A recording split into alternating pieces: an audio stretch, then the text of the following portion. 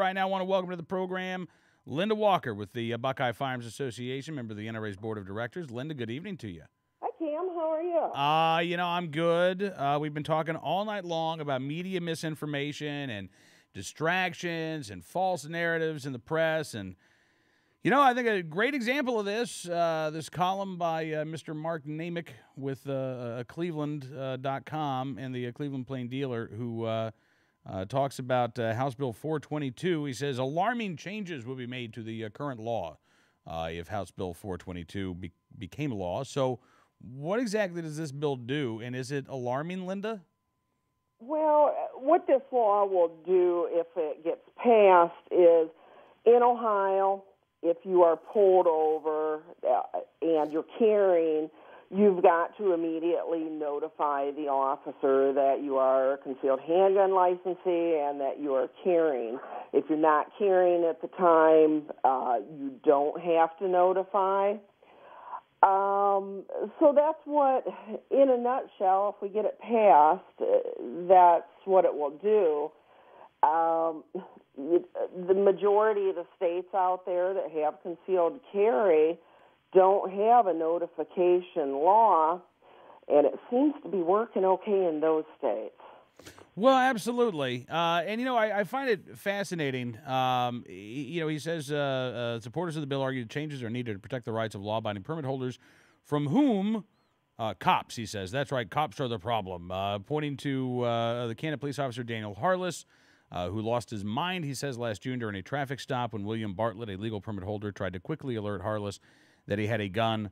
Harless, who didn't let Bartlett finish his first sentence, verbally threatened him and arrested him. It wasn't that he was just verbally threatened. He threatened to kill him. Yeah. Mr. Officer Harless lost his job. What's fascinating, though, is that this guy, Mark Namick, just kind of, he documents the story, and then he just says, yeah, it doesn't really matter. I'm just kind of stunned by that you could watch that dash cam video. You could see this. The problem that happens when a guy tries to comply with the law is not given the opportunity. And the really bad things that happen afterwards. As you say, this is a requirement that is not law in a lot of states. We know what happens. And frankly, the idea that a permit holder is not going to tell a law enforcement officer at the first available opportunity anyway, I think is kind of silly. I think it's also kind of silly to assume that when police officers pull somebody over, if they are not immediately informed, hey, I'm a concealed carry holder, that the officer it never crosses their mind that the individual that they're interacting with may have a gun on them either legally or illegally. I mean, that just is not proper law enforcement training.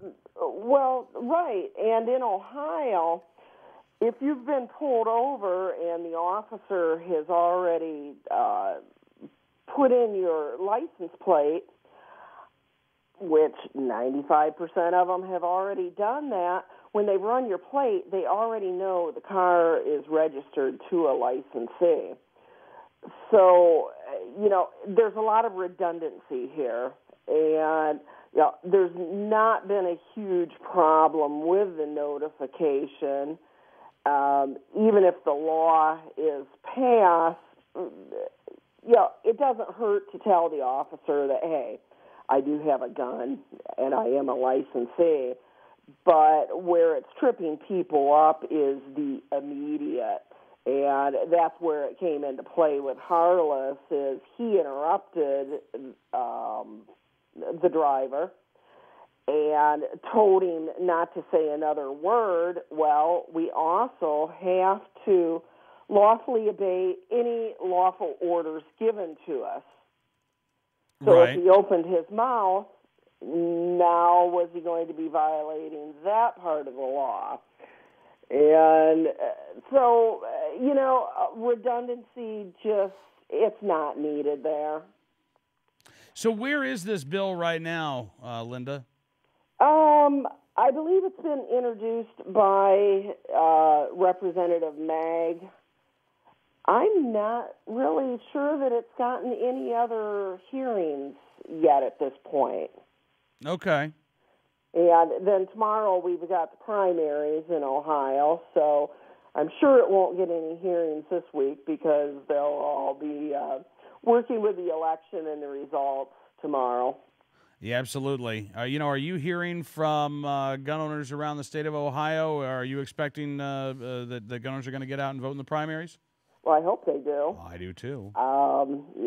That's our one huge voice, and it's one of those elections again where a lot of people just, who do you vote for? I don't know. Right. We've kind of stepped back to 4 years ago again. Well, absolutely. I know it's going to be a busy day, not only in the state of Ohio, but 9 other states tomorrow. Yeah. But I do hope that everybody listening who gets the opportunity to vote goes out and does so tomorrow. This is we say it every election, Linda, but it's always true. This is the most important election of our lifetimes. Oh, absolutely. If Obama is elected again, he's going to have the opportunity to appoint 2 to 4 U.S. Supreme Court justices. And if he does that, we won Heller by 1 vote. And it's a sad day that when we've got to pray for the health of our pro-gun justices. And as Wayne LaPierre says, if he appoints one more justice, we will lose our Second Amendment rights as we know them, and we'll never get them restored. Well, that's the thing. You go down that road, and we've talked with people on this program from England, from Australia, from Canada, New Zealand, and they always say the same thing, that you've got to protect what you have, because once it goes away, it is so hard to get it back. And I think culturally, we're in a really good place right now in this country. I think we've got more and more people who are figuring out that they want to be gun owners. They want to be responsible. Yeah. Public opinion is on our side. And so maybe folks think, well, what's the court going to do? Look, the court could, with a very, simple swing of 1 vote, the court could decide that hell with public opinion. Yeah. We're going to go ahead and enact a policy that contradicts Heller, that contradicts McDonald, and we're going to decide that the Second Amendment actually doesn't have any teeth at all. Yeah.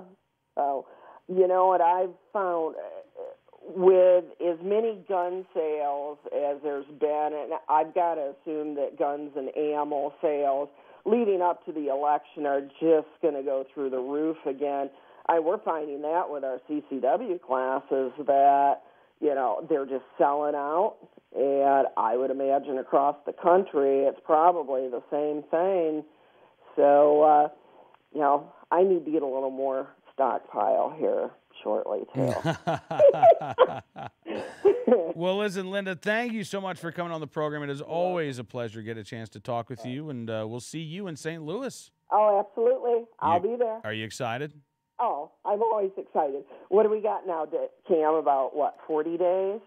About that, I think I get, as a matter of fact, let me see, because if you go to nraam.org, they have a very handy calendar that will tell you exactly how many days. So I just have to get the slow computer up and running here, and the calendar says we are officially, hang on, it's coming 38 days, 9 hours, 6 minutes, and 43 seconds away. Nice. Yeah. So, well, I'll count those 36 days until I get to see you again. Well, looking forward to it. Linda, thank you so much for coming on the program, and we'll talk to you again very soon. Anytime. Thanks, Cam.